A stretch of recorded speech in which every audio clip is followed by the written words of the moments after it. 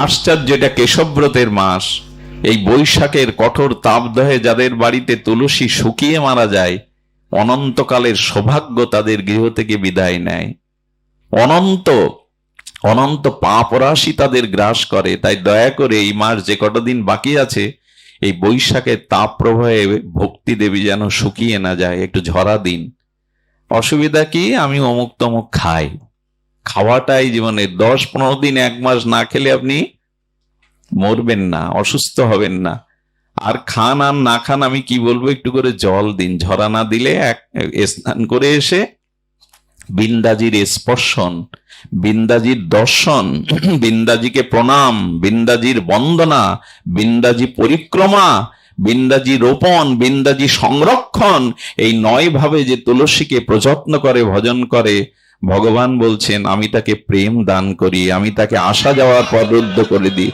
জানি কানি পাপানি ব্রহ্ম হত্যানি কানি চা তানি তানি প্রণশ্যন্তে প্রদক্ষিণ পদে পদে। যারা তুলসীকে প্রদক্ষিণ করে 4 বার, ব্রহ্ম হত্যা পাপ পর্যন্ত, জ্ঞানে অজ্ঞানে যত পাপ, নিষ্কৃতি পেয়ে যায়।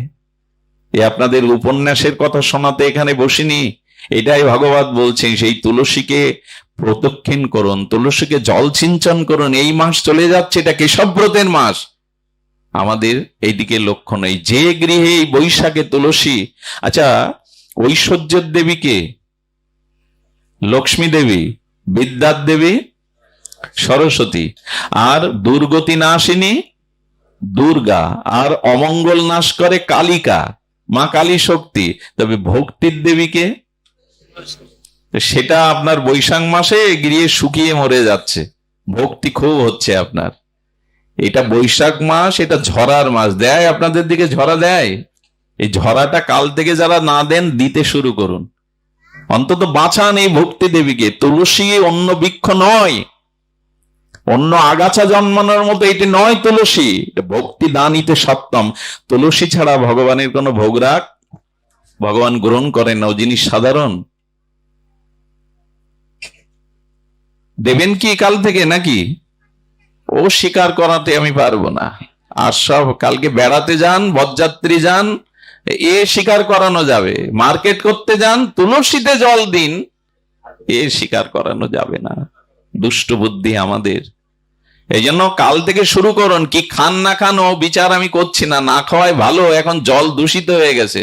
চৈত্র বৈশাখের ওই জিনিসগুলো এখন ভালো নাই। এই জন্য বাদ দিয়ে এই মাসের যে কটা দিন আছে, একটু জল ঢালুন, একটু পরিক্রমা এই দিকে ঘুরুন, তাহলে ওই ঘোরা বন্ধ হবে। ঠাকুর রামকৃষ্ণ বলেছিলেন তোমরা গৃহী। পরমাংশদেব বললেন তোমাদের এই কলিযুগে নারদীয় ভক্তি শ্রেষ্ঠ। সকাল সন্ধ্যা হাততালি দিয়ে তুলসী তলায় হরিনাম করো। গাছের তলে দাঁড়িয়ে হাততালি দিলে যেমন পাখি উড়ে যায়, তুলসী তলায় গৃহীরা সকাল সন্ধ্যা হাততালি দিলে পাপ পাখি দেহতে উড়ে যায়। কত সরল ব্যাখ্যা করেছেন তিনি। এই জন্য তুলসীকে মানুন, তুলসীকে যত্ন করুন। তুলসীকে 9 ভাবে দর্শনেও পবিত্র হয়, ভক্তি হয়। তো ভক্তি দেবী উনি। এগুলি একটু লক্ষ্য করবেন। আর একাদশীটা, হরিনামটা একটু একাদশীটা ধরুন। আজকাল কি যুগ এসে গেছে। দীনকৃষ্ণ ঠাকুরের মতো পাল্লাই পড়ে একাদশী সম্পর্কে তারা যে ব্যাখ্যা দেয়, কিছু মনে করবেন না। আসলে ভ্রান্তি যুগ, মিডিয়ার যুগ। মানেই মিডিয়া যেমন জগতের কল্যাণ করেছে, কল্যাণ করে যদি 10 ভাগ, 90 ভাগ অকল্যাণের, সামাজিক বিশৃঙ্খলার, সামাজিক অবক্ষয়ের কারণ এখন এই যন্ত্র। শুধু যান। এই জন্য সবার কথা নিতে যাবেন না। একাদশী করলে, উপোস করলে কিডনি খারাপ হয়ে কত কি শুনতে হয়। ঋষিমুনিরা পাগল ছিল? মহাপ্রভু সাধারণ ছিলেন? হ্যাঁ, ঈশ্বরের কথা বিশ্বাস নেই, ভাগবতের কথা বিশ্বাস নেই। কে কি বলল দীনকৃষ্ণ ঠাকুর? আচ্ছা, মিডিয়ার লোক আবার বলবেন না দীনকৃষ্ণের বিরুদ্ধে বিল্লমঙ্গল এই সব লিখবেন না আপনারা। আমি কোথায় নামের আলোচনা করেছি? কেডি মিডিয়া কোন? আজকাল মিডিয়াও আমাদের শেষ করে দিল। বানান ভুল, উল্টো পাল্টা প্রস্তাবনা। বলেছে হরিনামের ব্যাখ্যা শুনলে আপনার চোখ উল্টে যাবে। যে এটা কি বিষয় হলো লেখা? আমাকে বৃন্দাবন থেকে অনেকেই কল করেন, মঙ্গলজি এদের বলতে পারো না ভাগবত শব্দ লিখতে? হরিনামের ব্যাখ্যা শুনলে চোখ উল্টে যাবে। যে এইসব কি লেখার বিষয়? দয়া করে এইসব লিখবেন না যে দীনকৃষ্ণের বিরুদ্ধে আবার বিল্লমঙ্গল। তর্ক বিতর্কে যাওয়ার দরকার নেই, কিন্তু সবার কথা শুনবেন না। শাস্ত্র গুরুবাক্য পালন করুন। সাধু শাস্ত্র গুরুবাক্য চিত্তেতে করিয়া, ও কার কারো কাছে শোনার দরকার নেই। গুরু সাধু শাস্ত্র বাক্য আমরা একটু শুনলেই, মিডিয়ায় পড়লেই, তাই তো একাদশী করলে ক্ষতি হবে, অমুকের করা নেই, ইত্যাদি ইত্যাদি। একাদশীটা করুন, হরিনামটা ভাই করুন, একটু মালা নিয়ে জপ করুন, কীর্তিতব্য। আর বলবেন স্মাতব্য ইচ্ছত ভয়াম। যদি মৃত্যু ভয়, জরা ভয়, এই জগতে ত্রিতাপ দুঃখ জ্বালা থেকে নিষ্কৃতি পেতে চাও, তবে শ্রবণ করো, কীর্তন করো, আর কি বলেছেন? স্মতব্য, অর্থাৎ ভগবানের লীলাকে হৃদয়ে স্মরণ করো। এটি বলেই আমি পাঠ রাখছি, স্মরণ করুন লীলা। এই লীলা স্মরণ করতে করতেই আমাদের জীবনে মহাকল্যাণ আসবে। অঙ্গদজি ইনি মহারাষ্ট্রের একজন সাধু, একটা ভাগবত ভক্তমাল, একটা ভক্ত চরিত্র বলেই পাঠ বিশ্রাম রাখছি। ইনি হলেন অঙ্গদজি। অনেক ভক্ত ছিল, তার মধ্যে মহারাষ্ট্রের অঙ্গদজি, রায়গড়ের। ভক্তমাল চরিত্রটা দেখবেন, অঙ্গদজি মহারাষ্ট্রের রায়গড়ের। উনি প্রথম জীবনে ভক্ত ছিলেন না, কিন্তু ওনার সহধর্মিনী, সংসারে একজন হলে তার কারণে অন্যরও হয়। একজনের অসুখ হলে, ছোঁয়াচে রোগ হলে আর একজনের তো হবে। দুইজন যদি ভগবত বিমুখ হয়, তাহলে আর কি বলার আছে? স্ত্রী সাধু সঙ্গ করতেন, হরিনাম করতেন, বিগ্রহ সেবা করতেন, কিন্তু স্বামীকে এ পথে আনতে পারতেন না। কারণ তার কাকা মহারাষ্ট্রের তখন প্রদেশিক রাজা ছিলেন। তখন খণ্ড খণ্ড রাজ্য ছিল, রাজপ্রথা ছিল। ওনার কাকা ছিলেন রাজা, উনি সেই রাজকর্মচারী। অর্থবিত্তের অভাব নাই, প্রাচুর্যের বিদ্যার পাণ্ডিত্যের অভাব নাই, কিন্তু ভগবত ভক্তির অভাব। ওনার স্ত্রী ঘরে সাধু ডাকতে পারত না। শ্রী গুরু মহারাজকে একবার নিবেদন করে চরণ জলে নিবেদন করে এসেছেন। শ্রী গুরুদেবের চরণে বসে গুরুদেবের চরণ ধুয়ে দিচ্ছেন, চরণ জল করছেন। আর এই অঙ্গদজি ঢুকে বলছে, ওনার স্ত্রীর প্রতি খুব আসক্তি ছিল, গুণবতী এবং সুন্দরী দুটোই ছিল। গুণবতী এবং সুন্দরী, স্ত্রীর প্রতি প্রবল আসক্তি ছিল। দেখছে একটা পুরুষ মানুষের পা ধুয়ে দিচ্ছে আমার সুন্দরী যুবতী স্ত্রী, এও দেখতে হবে আমার। উনি তো গুরুতত্ত্ব জানেন না, সাধু মহিমা জানেন না। বিরক্তি হয়ে আর চোখে বলেন, কে আপনি? আমার স্ত্রী আপনার চরণ ধুয়ে দেবে আর আপনি সেই চরণ জল করছেন, এখানে এসব চলবে না, চলে যান। গুরু হতে গেল তো তাকে সাধারণ নয়। উনি বুঝলেন যে আমি জানি মনে মনে ভাবছেন ও কৃষ্ণ বিমুখ, ও গুরু বিমুখ, ভজন মুখ। ওর কথায় কষ্ট পেলেন না, কিন্তু চলে গেলেন কেন জানেন? এখানে থাকলে ওদের অশান্তিটা বাড়বে। মা, আমি সময় সুযোগ পেলে, মাধবের কৃপা হলে আবার আসবো, তুই কষ্ট পাস না। সাধুর মান অপমান তো সমানই, ধৈর্যশীল তিনি, এই বলে চলে গেলেন। চলে যাওয়ার পরে কি বলবো, এত কষ্ট পেয়েছিলেন এই মাটা, ভক্তিমতী। তো গুরুদেবকে যদি অপমান হয়ে বাড়ি থেকে চলে যেতে হয়, জীবনে আর কি থাকলো? উনি অনেক মনের কষ্টে দরজা দিয়ে অনশন করলেন, জল অন্ন না পেয়ে দেহ রাখবো, ওর মুখও দেখবো না।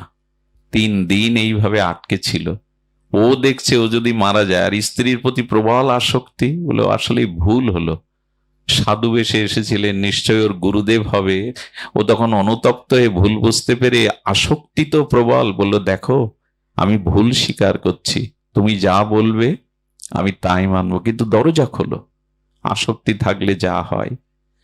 স্ত্রী তখন দেখলো ভজন করে কিনা, যে মোম যখন নরম হয়, গলে যায়, তখন ওটা ইচ্ছা মতো রূপ দেওয়া যায়। শক্ত থাকলে ইচ্ছা মতো রূপ দেওয়া। ওর আবেগে, অনুভূতিতে এখন নরম হয়েছে, ওকে এখন গড়ার সময়। গুণবতী স্ত্রী না হলে তো এই চিন্তা, ওকে এখন গড়ার সময়। তখন বলছেন, আমি দৌড় খুলতে রাজি, তোমার সংসার করতেও রাজি, তোমাকে গুরুদেবের চরণে ক্ষমা প্রার্থনা করে তাকে গৃহে এনে আবার ভাগবত দিতে হবে, আবার গুরু সেবা দিতে হবে। বলে, আমি রাজি, আমি মন থেকেই বলছি রাজি। এই মাটির সৎ কৌশলে দরজা খুলে দিল, স্নান ট্যান করলেন, প্রসাদাদি পেলেন, গুরুদেবের চরণে গিয়ে অনুতপ্ত হয়ে বললেন, আমার ভুল হয়েছে আচার্য, আমার অন্যায় হয়েছে, আমি জানি না, আমাকে ক্ষমা করুন। আর ক্ষমা যে আমি চাইছি আন্তরিকভাবে, তার প্রমাণ আজই আমাকে দীক্ষা দিতে হবে, আমাকে চরণে আশ্রয় দিতে হবে। গৃহে আনলেন, ভাগবত অনুষ্ঠান হলো এবং ওনার দীক্ষা নিলেন। স্ত্রীর সাথে শুরু হলো তার ভজন জীবন। ধীরে ধীরে কালো মেঘ কেটে যেতে লাগলো।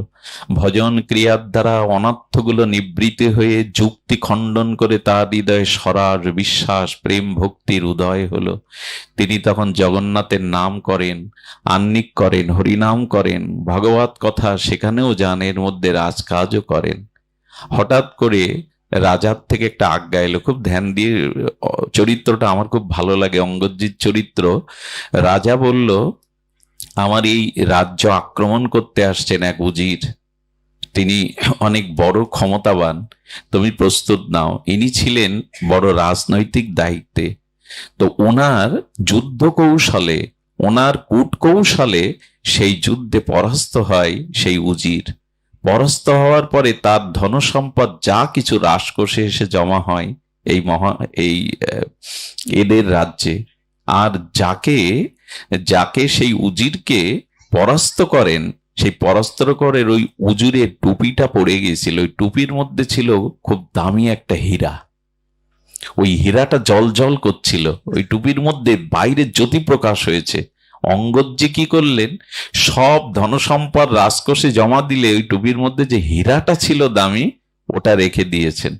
রেখে দিয়েছেন কেন জানেন? নিজের ভোগের জন্য না, ভগবানের প্রতি বিশ্বাস এসেছে তো, বলেছে এটা জগন্নাথকেই দিয়ে আসবো, তার গলায় লকেটের জন্য।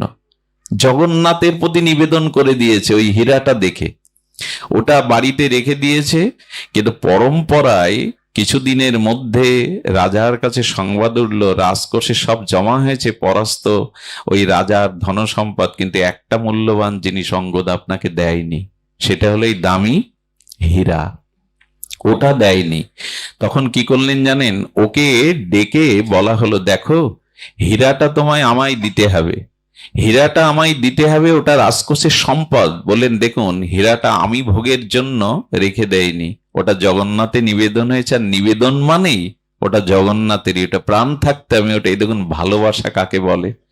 দীক্ষা, গুরু কৃপা মানুষকে কোথায় নিয়ে যায়। একদিন কিছুই মানতো না, সে বলছে ওটা জগন্নাথের জন্য। রাজা দেখলো এ নিয়ে বিদ্রোহ করাটা ওর সাথে ঠিক না, কিন্তু কয়েকটি নীতি আছে, সাম নীতি, দণ্ড নীতি।